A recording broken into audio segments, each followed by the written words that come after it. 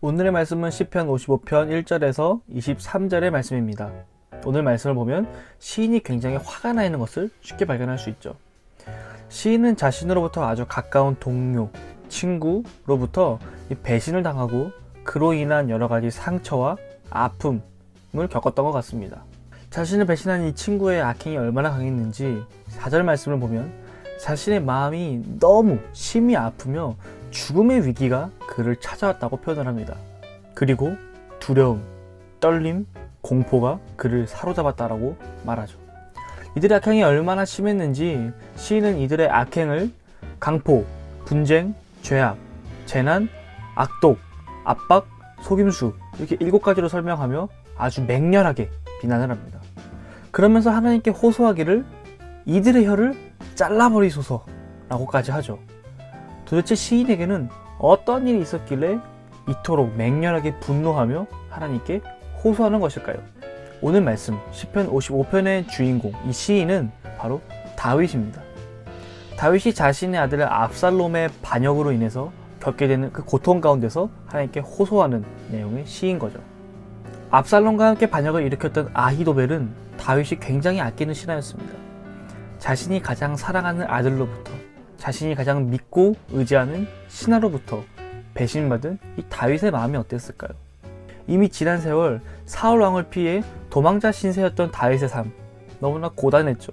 그런데 이번엔 그의 아들이라뇨.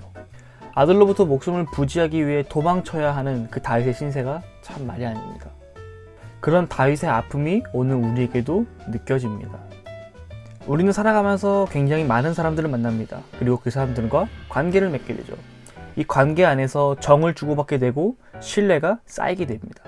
하지만 그 관계에서 우리가 만나게 되는 정말 피하고 싶지만 어쩔 수 없이 만나게 되는 배반, 그리고 그 사람으로 인한 상처, 그리고 그 상처로 인한 헤어짐은 우리가 친하면 친할수록 가까우면 가까울수록 내가 그 사람을 믿고 신뢰했으면 그 신뢰한 만큼 더 상처가 크기 마련입니다.